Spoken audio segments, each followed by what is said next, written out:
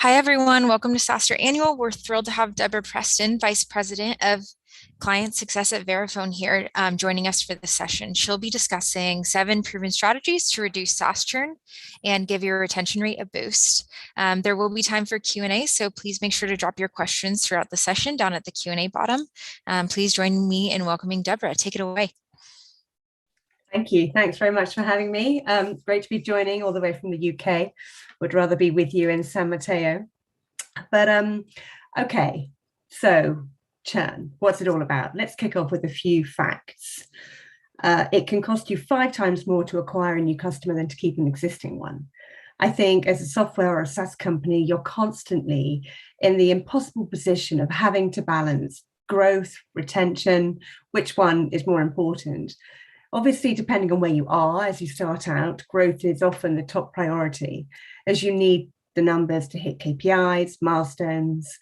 However, a growth-only model is not sustainable, so you need to be able to focus on customer retention to really keep and increase the value of the customers you acquire. So if you keep in mind, it can cost you 5 times more to acquire a new customer than keep an existing one. Focus on the retention. Okay, another fact. Your repeat customers are likely to spend 67% more than your new ones. I think we all know returning customers have a higher spend. And another fact to get us going, increasing customer retention by 5% can increase your company's profitability by 75%. So retention is clearly what continues to pay the bills, keep the lights on once the growth stabilizes. So it's something we really, really need to focus on. I think if you look at a typical SaaS customer life cycle, you reach the high growth rate, your hard work for acquisition has to be complemented by the retention efforts. These efforts are essential for driving the customers further into the SaaS life cycle as it evolves and really takes all the efforts you put into acquiring them and helps them pay off. So it's a loop, and your ability to generate future growth depends mainly on your ability to retain existing customers in the long run. So you've got to figure, how do you measure customer retention? And I think depending on your business, really, there are many, many metrics that people favor.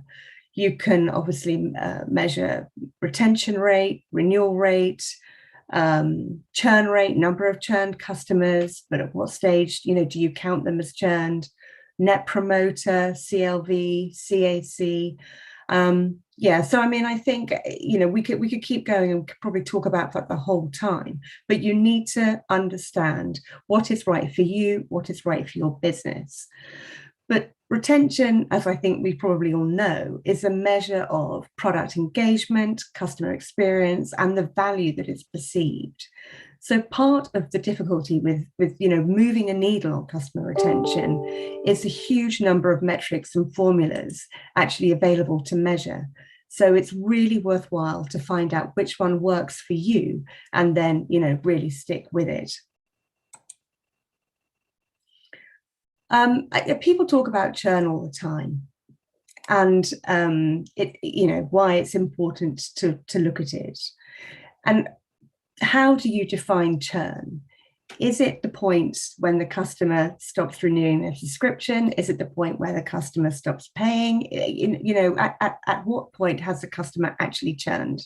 Is it the point where one of their subscriptions has churned out, but another is still running? It really depends. But the customer churn rate represents the number of subscribers that stop paying for their subscriptions over a given period of time. So it's obviously one of the main causes of lost MRR, ARR, that all important metric. So it needs to be on your list of priority issues to fully address.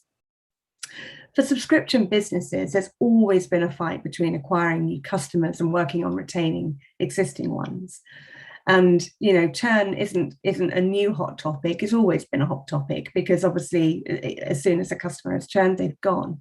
But I think its relevance has grown significantly in the current pandemic situation, because it's really causing a lot of subscription-based companies to focus much more on the retention than on the acquisition, due to a lot of what we talked about prior. So churn rate, what is deemed an acceptable churn rate? Looking at certain sizes and certain companies, obviously churn rate varies, but an acceptable churn rate is in the 5 to 7% range annually, depending on whether you measure number of customers or the revenue.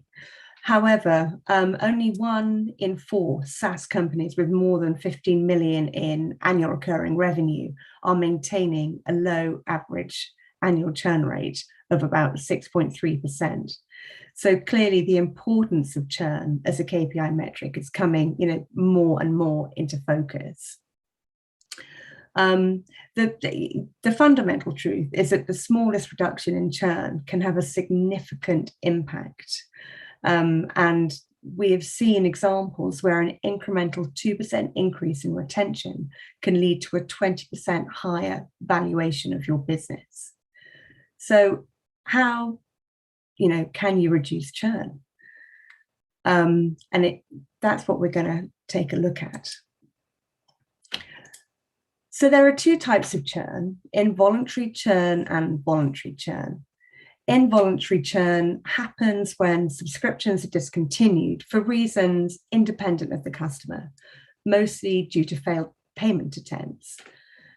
Involuntary churn just creeps into your subscription business silently. So you need to be able to make sure that you have an awful lot in place to be able to understand where it's going and what's going on. So the main aspects of involuntary churn or failed payments are hard declines, which are permanent authorization failures that cannot be recovered and shouldn't be retried. They might be stolen or lost cards, invalid credit cards, account closed, whatever it might be. But we also have the issue with soft declines, which are temporary authorization failures. They could be successful after another attempt. So it's important to make sure you have more than one attempt. The reason for the soft decline could be insufficient funds, limit on the card activity, which has exceeded, processing failures, timeouts, there's a plethora of reasons. But then the other aspect of churn is voluntary churn. And this happens when a customer actively decides to stop using your product or wants to downgrade back to the free version. Maybe they don't see the value. So voluntary churn is particularly, it's noisy. When your customers are leaving you, it's really hard not to notice. And so it really demands your attention, and to understand why they're leaving, listen to them, and make sure you've got everything in place to prevent them happening. So the good news is reducing churn and increasing customer value, whilst hard, it's not impossible. And the best strategy with customer retention, as with most things that are hard in life, is to start small and get the items sort of that are easy to accomplish. So I think we're going to just have a quick look at some strategies that SaaS and software companies like yours could use just to move the needle a little bit on the retention strategies and really keep the numbers. So the first one is to encourage your customers to auto-renew. Auto-renewal is a really good strategy to help prevent voluntary churn. Customers are not required to have to make an effort or go out of their way to continue their subscription, unlike manual renewals, which require the customer to get their credit card out, place a renewal order, all the kind of noise. So in general, as long as everything goes right, auto-renewal subscriptions have much higher authorization rates. they have increased customer lifetime value, and generally result in greater customer retention. So if you are able to encourage your customers to auto-renew, do, but do it completely clearly, not stealth, not hidden. Make sure it's absolutely transparent to your client. When using auto-renewal, you've got to make sure you're communicating with customers before the renewal date. So you allow them to easily cancel their subscription should they wish. That way you will avoid any frustration that can result in, a bad reputation, refund, or, even a chargeback, which nobody wants. So you can see a couple of examples in the slide here. We have one from Grammarly, a tool our marketing department uses internally, and they have auto renewal enabled because they want to make sure they constantly have access to the subscription. And then another example is of Owler, where they've communicated ahead of time that the current subscription is set to auto renew soon. So it tells you, they understand that you're probably seeing good value in the product, but they will tell you. Because it's really important as you are going through any sort of renewal, whether it's manual or auto, that you are sending email offers and reminders. And depending on which one it is, will depend on the flow and the succession around the number of emails. For manual renewals, example, the timing and frequency are really important. Because you need to be able to send them 30 days, 7 days, 1 day, maybe all of those prompts to make sure you encourage the customer to do a manual renewal. You might also want to do some significant marketing when you're doing the email communication. So perhaps you can lock in a friendly discount for the customer, maybe move them on to auto renewal through a manual renewal email, and make sure you get some of that longer term loyalty with the customer. With auto renewals, it's a little bit different because the flow should be very simple yet effective. So we would recommend our clients to include one notification before the expiration date. This is sort of really in line with the strategy of having the customer in control and you showing them that you care how they feel. Because should they not want to continue with your service, automatically renewing without notifying them will, cause frustration and will increase, like we said earlier, refunds and chargeback rates. But if you actually have clarity, transparency, and an honest practice, this should really build trust and decrease churn over time. The third recommendation would be to offer flexibility and value. And what we talk about when we say flexibility and value is, offer different billing lengths, enable people to downgrade or upgrade subscriptions, really give them the choice and always make sure they continue to see the value of the product. So if you're looking at different billing lengths, you might want to consider monthly or yearly offerings with incentives to subscribe for the longer term, but a fit for everyone depending on their current needs.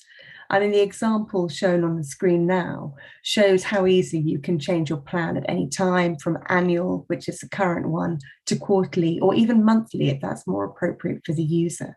It really is just making sure you're offering the flexibility for them to feel the value. To keep customers who don't use all of the features, it's great to have an upgrade path, but also to have a downgrade path. And, you could offer them, it's still a paying subscription, but it's possibly less feature rich because they are not using all of the features in the more expensive one. And rather than churning, they'll just buy a cheaper option. And I think as you think about that, you can really make sure that if you are understanding customers aren't using all the features, you can communicate to them that either they're paying for features that they're not using and to encourage them to use it, or they aren't using them, would they like to downgrade? And again, you're enabling the customer, you're giving them trust, you're allowing them to make a choice.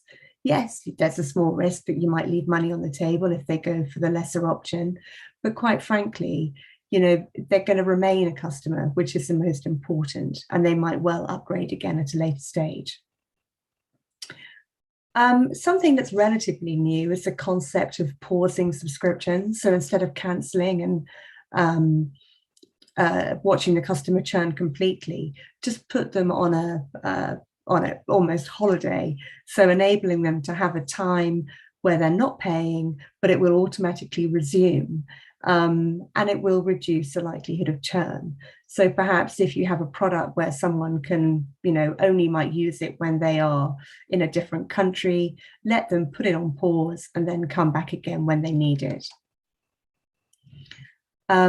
Grace periods are really important to ensure service continuity. So if you are enabling a subscription, it's a good idea to have a grace period at the end of it to give customers a bit of extra time to fix any clerical issues or pay issues so that they're able just to pay their subscription. And then I think the other thing which is really important is make cancellation simple. So the fourth point, be transparent. It's very clear that customers prefer to feel that they are in charge of their accounts and they can choose to leave whenever they want. It might seem counterintuitive, but to be sure to incorporate a very clear counsel flow or a clear path within your application where the customer can choose to leave. Because at the same time, you'll remind them of the great services and growth opportunities, not to mention the possible discounts that they will miss if they leave. And we have certainly found that when customers have a clear exit path, they don't feel trapped. It shows that you're confident in your product and focused on treating your customers right, which builds trust and ultimately will stop people churning. Always offer the right incentives to customers so they want to stick around. Free trial upgrades for a predetermined period of time, discounted upgrades to reward loyal customers, discounts for converting to a recurring billing plan. All of this transparency is really helpful in building trust and reducing churn. So we talked a little bit earlier about involuntary and voluntary churn, and some of the involuntary churn being, failed payments. So a lot of the payment companies out there are using smart payment tools to reduce involuntary churn, and we would highly recommend, making sure that you have access to all of this, because with more than 1 out of every 6 card transactions failing for one reason or another, implementing strategies to reduce or recover declined authorizations is a really good investment for any SaaS business. So smart payments contain tools to combat both hard and soft declines. And the most proven ones that we have certainly seen for our customers is to offer them multi-currency management, so access to local billing currencies. We've seen authorizations jump by up to about 25%. Intelligent payment routing, so routing card transactions to the payment gateways which are best equipped to handle them. Again, we would see an uplift in authorization rates between 2 and 5% globally. Dynamic 3DS, obviously mitigating fraud, the account updater service, which will ensure billing continuity for active subscriptions. And this can increase retention by up to 40%. Expired card handling, increasing the authorization rates for expired cards by 4% again. And then configurable retry logic, recovering up to about 20% of failed transactions due to soft declines. And then dunning management, which, if all else fails, send emails and try to recover even from the hard declines. But this should be fully accessible to you.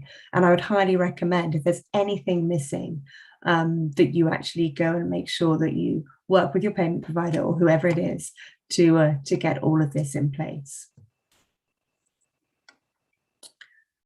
And then I think another point is to follow up with the churn customers and to really learn why they have left. That way you can continually improve and make sure that you are not going to make those same mistakes again. And hopefully, if you get the communication right, your customers will be honest with you. I think it's really important to have a customer success program. I mean, if you're in SaaS, you're all likely to certainly have a customer success team or a customer success function. But Jason Lemkin, obviously a SaaStr founder and client success, very, very vocal. He says it's where 90% of the revenue is. So, software usage utilization is closely correlated to customer retention. And it's a very simple fact that the more time a customer spends with your application and uses more of its features and capabilities, the more likely it is that they'll renew and expand their usage. So helping customers get the most out of a SaaS product or service is so important. We have a whole industry here to support it. And, you can make sure that your customer success program is set up. So before, during implementation phase, make sure that onboarding is seamless. And then obviously, as the client goes on and grows and develops, making sure there's regular check-ins, QBRs, because that way you're bound to have a customer happy right from the word go all the way through their life cycle. So in summary, I think what's really important is to understand the value you bring to clients and understand your SaaS retention metrics. There are hundreds to choose from, and you've got to make sure you're mapping and measuring what is right for you. Differentiate between voluntary and involuntary churn and make sure you've got everything set up to enable your very best of both. Engage with your customers to reduce voluntary churn. Be flexible, be transparent, use the smart payment tools to reduce the involuntary churn, and we talked a little bit about that, and implement a client success program. I'm sure you all have, but it's stating the obvious. And then, of course, test, iterate, optimize, and iterate again. So I think with that, we probably have 5 minutes for questions.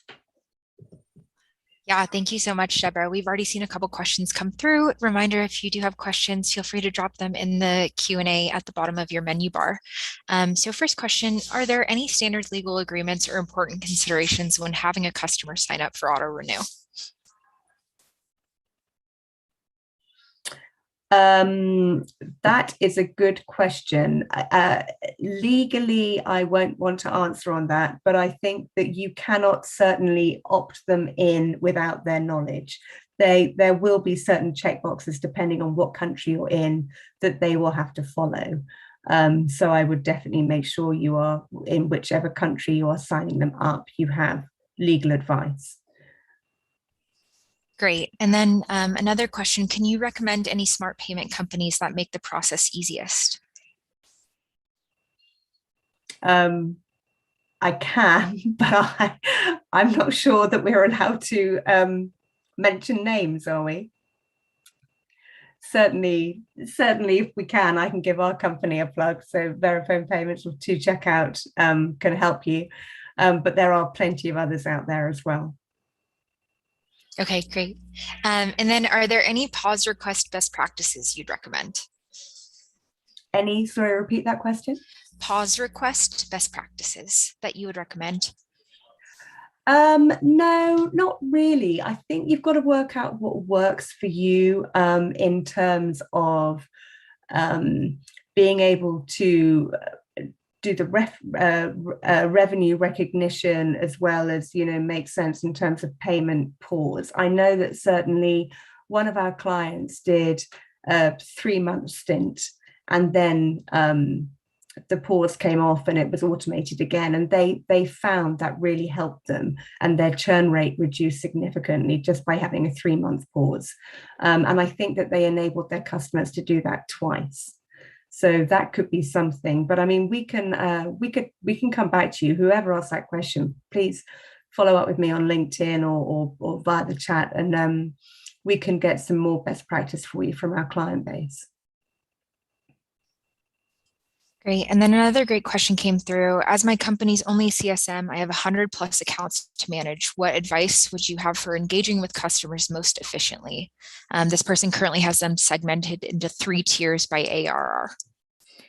Okay. And she's the only one, or he's the only one with 100 customers? Only CSM. The only, well, good luck, first of all. But yeah, I mean, I think you need to look at it in a couple of ways. Segmenting by ARR is certainly the easiest option, but you want to make sure that you're not focusing too much time just because they've got a lot of revenue. They might not need a lot of help.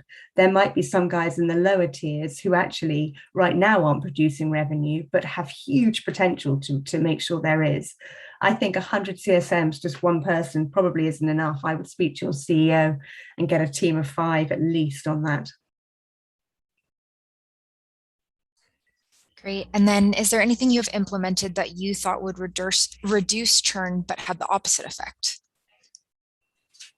Oh, that's a good question.